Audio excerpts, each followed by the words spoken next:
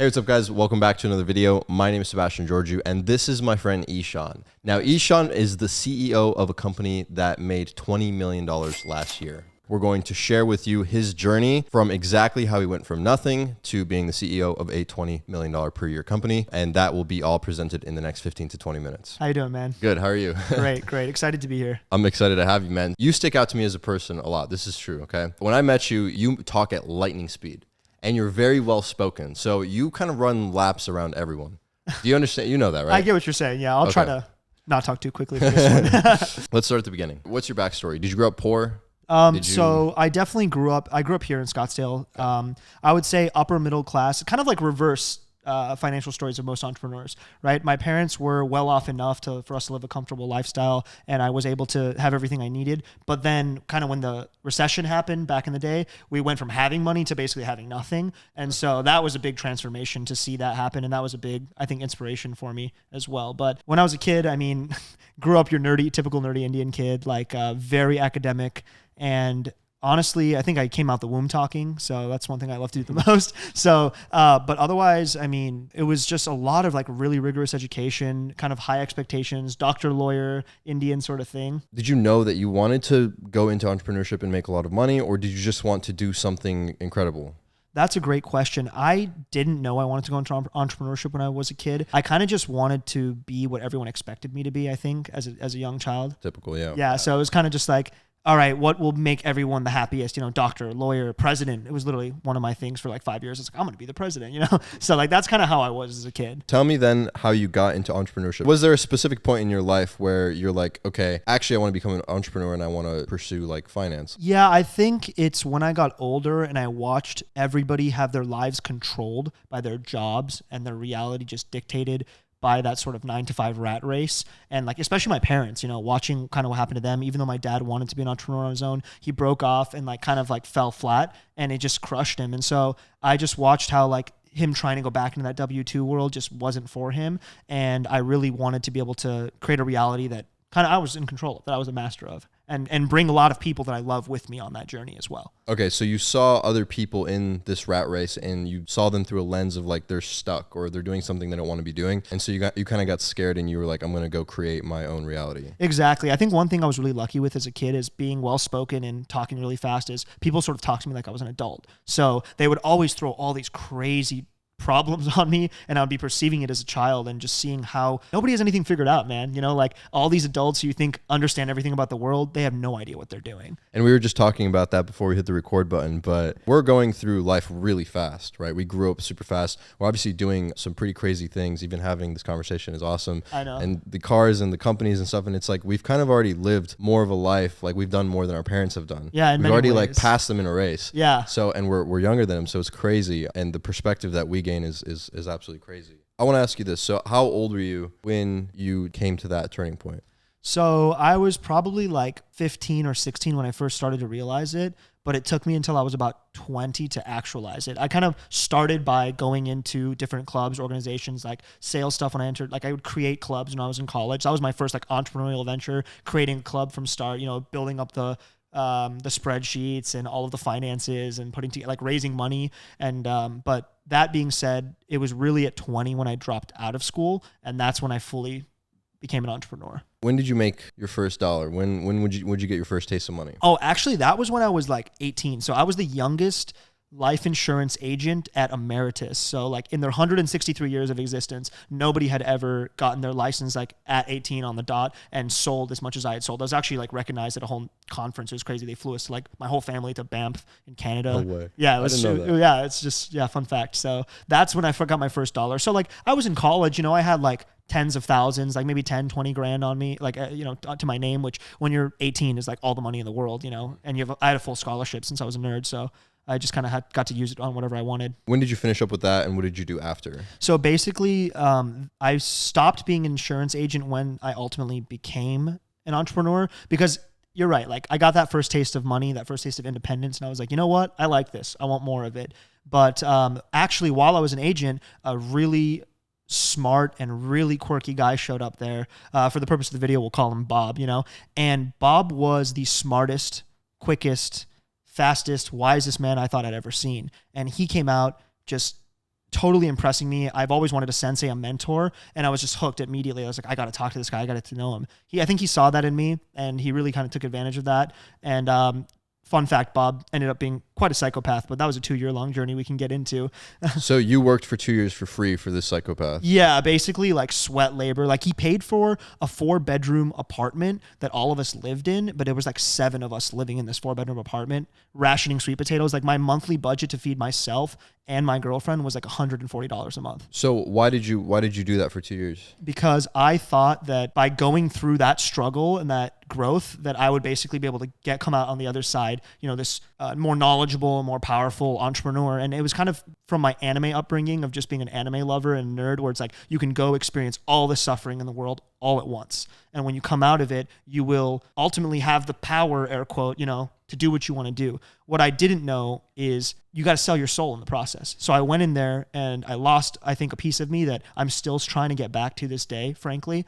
And I gained a lot of skills in return. So you didn't walk out with any money, but you did learn a lot of lessons and you did get a lot of skills from it. I think I learned everything that brought me to this point, honestly. So you wouldn't take it back? I would never take it back. Okay. To this day, I mean, I'm like dealing with a business, we're valued in the tens of millions, and I'm operating at a very high level, like having, major financing firms coming to me, trying to pitch me on why I should be their client kind of thing. And to this day, all of it is so small, so easy, and not scary at all compared to what I went through back then. No way. Yeah, what I went through back then was so intense that it basically made everything else seem easy. Because whenever I reflect back on that moment of working a 16 or 20-hour day, being woken up in the middle of the night at 2 a.m. to basically be told, hey, you got to learn this material by 6 a.m., and then I'm going to test you from 6 to 8, and then at 8 you got to lead your entire team for 16 hours. And if you fuck any of it up, then, ultimately I'm going to disband this team, and everything you've worked for will be for nothing. That was my daily life for like 2 years. He sounds like a mad scientist, like playing with minions or something. He was, and he did what he set out to do, and I think making myself and my team and many of those people, the core 4 that stayed to the end, are all with me in my company right now. Literally, my business partner, my CTO, and my CFO all were with me back then. So okay, so what happened after this science experiment? What was next? Basically, after this science experiment, I was left like sad and just alone. And I was like, all right, I know. I was like, I got to go back to college. Maybe, I don't know. What am I going to do? I'm broke. I have no degree. I got nothing. So I was thinking of going back to ASU because they allow you to defer your scholarship for up to 2 years. So it's like, okay, I can go back. And then that summer before, I actually got a job as a sales rep working for an e-commerce company. And I ended up becoming the top selling rep in that industry in the world in that summer, and made like 140 grand in like 13 weeks. So I was making like $2,000 a day at one point, working like 10, 11 hours on the phones and just selling $20,000 worth of product a day, getting a 10% commission. Wow. Okay. Yeah. And so you said you saved up 130 grand? Yeah, like about 130. I mean, I spent spent some of it? I spent some of it doing, I'm sure you know what that's all like. Yeah, I know. I went to the clubs every weekend because I was like, what's the point? I got to feel something for all this. Like, what's all this money worth if I'm like empty inside kind of thing? So I went. Spend it on bottles. Yeah, spend it on bottles. And fun fact, audience, it does not. Doesn't do anything. You just piss it out and that's it. I just wish I had that money back now. Okay, so what happened after that job? You became the top salesman at that company. And then, so you quit that job, you got fired. What happened basically what happened is the guy that I was working for took all of my recordings, like thousands of phone calls and hundreds and hundreds of hours of work, and he took it to a sales team overseas and basically said, hey, can you guys do what this one guy does? He had 5 people to replace me to like make up my sales volume, but he paid them all nothing, and he cut my pay by 85% like overnight. I got an email at midnight on Sunday that effective Monday my pay was being cut 85%, and my job was sales volume was being split between like 5 other guys now. And I was just like, screw you, man. Like, I'm going to kind of go do my own thing. So you got screwed over again. Yeah. So it was just like 1-2 year, just mad scientist experiment, which I gained a lot from. And then I finally got some money on the second round, but got screwed over once again. Wow. Yeah. That sucks, dude. I'm sorry to hear that. It's how it went, man. But those are lessons that you have to learn as a man at some point in your life. Is you need to like develop like this defense, this shield. Like you need to be able to not openly trust anyone. You need to have you need to protect yourself. That's funny. Everyone has gotten screwed over. I've been scammed before. We won't get into it because it's your story, but I think it's essential, and it could have been worse. Could have been better, but it could have been worse. Yeah, here's the thing, man, about that topic, and it's funny you say it that way. That's very indicative of your personality, where you're just like, you got to be guarded and shielded. I feel like I know that, and I'm supposed to have learned it, but for some reason, if you're gonna stab me, I'd rather get stabbed in the chest with open arms than in the back. You know what I'm saying? Yeah. Okay. I understand that. But you're absolutely right. I should have learned a lesson a lot quicker than I did.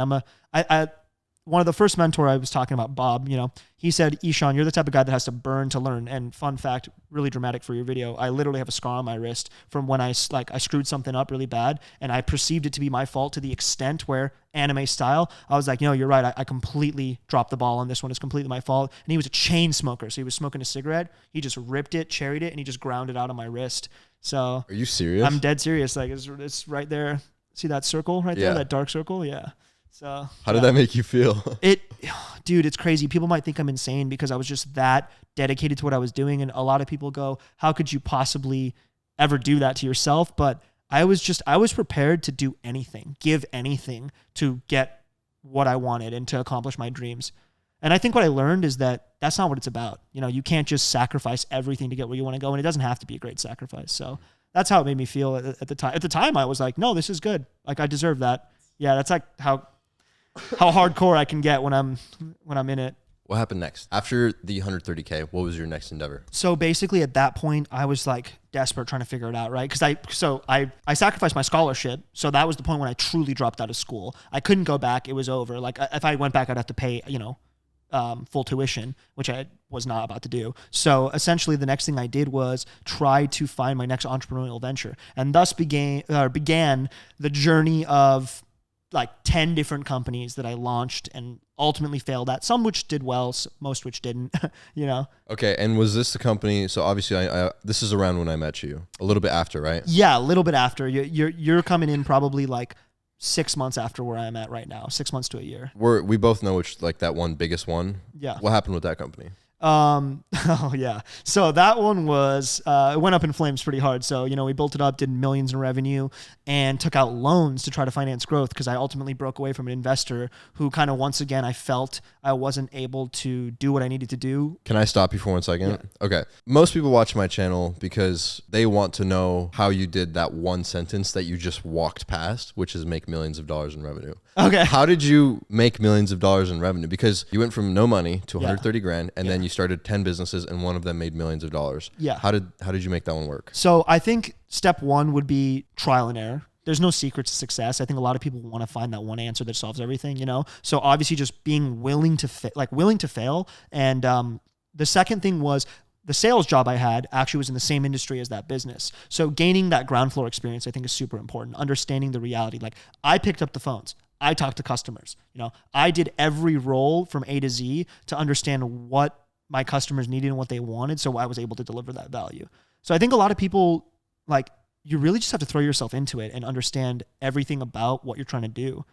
So you have to fail. Yeah. You have to keep failing so that's not the right path to go on until you find the goal. I've always admired like guys like you who I perceive as having sort of like, you've always won. I know you've failed and struggled a lot, right? I know you have. But like you've always been that lone wolf and like you've had these like big wins that you've kind of just been bouncing from win to win to win.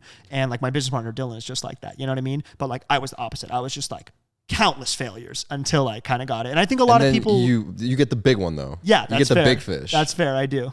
So it's just two different ways of winning, I guess. Yeah. It's two sides of the same coin, I think. I want to ask you one thing real quick. You had the experience with sales and stuff like that, but what about, cause it's an e-commerce company that you started. I remember made millions of dollars. How did you guys run the ads? How did you find the product to make it work? Like, how did you find someone to run the ads and do the website and stuff like that? So that's all great questions. Basically, luckily, like putting together websites, all that design, like one of the prior partners who no longer works with me, he did most of that, but it's like very simple if you know what you're looking for. My partner, Zach, he was with me through that entire story I told you about, my first mentor, Bob. He was with me that whole time, the entire 2 years. So he actually went on to learn digital marketing and Facebook and Google and all that stuff. So luckily we were kind of like a power duo at that point. Like, I was able to run the operations and scale the business and he was running all the ads day to day. Just tell me really quickly how that all came crashing down. We were winning in February of 2020.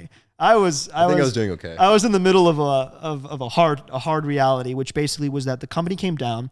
We had $500,000 in debt. Now, I was the only one with a good credit score, so all of the debt was in my name. Now, I know my brothers, like, my partners would never just abandon me. I knew that always, but like there's a weird fear that comes with the debt collector showing up at your house, at your mom's house. Like I'm like hiding. I'm in hiding at this point, trying to figure out what my next move is. There's so much debt. I don't even perceive how I can ever get out of it. Because one thing they don't tell you is you generate millions of dollars. Doesn't mean you keep it. You know what I'm saying? So that's kind of how that ended. It came all crashing down, and I was $500,000 in debt, broke, not a penny to my name in February of 2020. How did you guys get $500,000 in debt? Was it just negligence in the company, or? No, it was actually taking on capital for growth because we had such strong revenues that, dude, it's crazy. I was able to go out and just get hundreds of thousands of dollars, like just deposited into our account for loans, like in a matter of a week.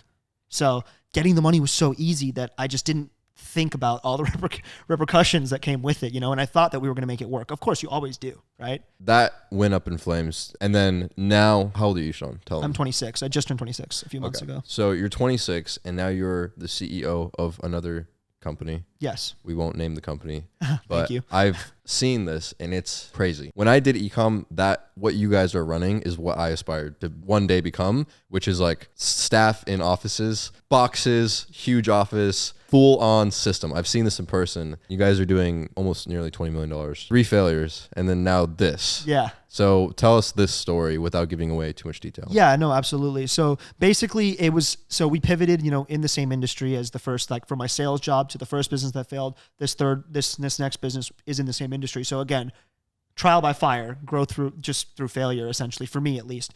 And I don't know, I feel like I was finally able to put the pieces together. What really changed, I think, is just all of the failures came together, and sort of every moment I would take a step. I'm like, oh, wait a minute, I've been here before. Mm-hmm. Like I've failed hard. So like, I'm going to go this way instead. So, it was kind of a combination of everything. So I've used this analogy, and I'm actually really proud of myself for coming up with it by myself. But I was in a Discord one time, and somebody asked me, like, how do you kind of like deal with failing, and how do you kind of pick yourself back up?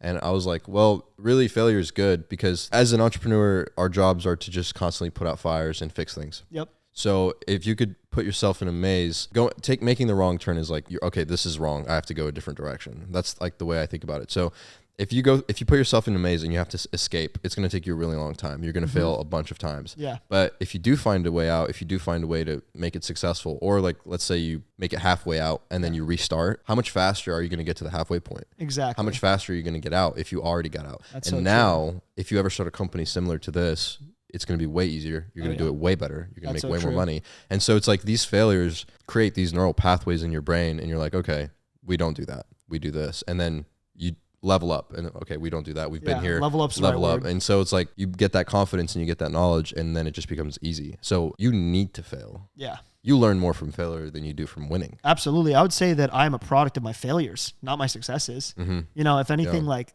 I think that's what it means to be successful. That's my perspective, especially for like everybody watching. And I know a lot of people look up to you. I know I'm one of them, and like, it's amazing to be on the channel. But one thing I hope everyone who's watching can really connect to is just that, like, you are just a set of failures away from success. Mm-hmm. Everyone thinks every time they fail, they're going further and further from success. They're like, oh, I suck. Look at that guy. Look at that guy. Look at that girl. Like, they're crushing it. It's like, no, you are getting closer and closer and closer every single time, no matter whether you can see it or not. So very well said, my friend. Very well said. Final question. You guys are going to sell. You're going to instantly make millions of dollars yourself personally. Yeah. What are you going to do? Hopefully $10 million if I can do it right. Yeah. That's a nice chunk of change, man. Yeah. What are you going to do?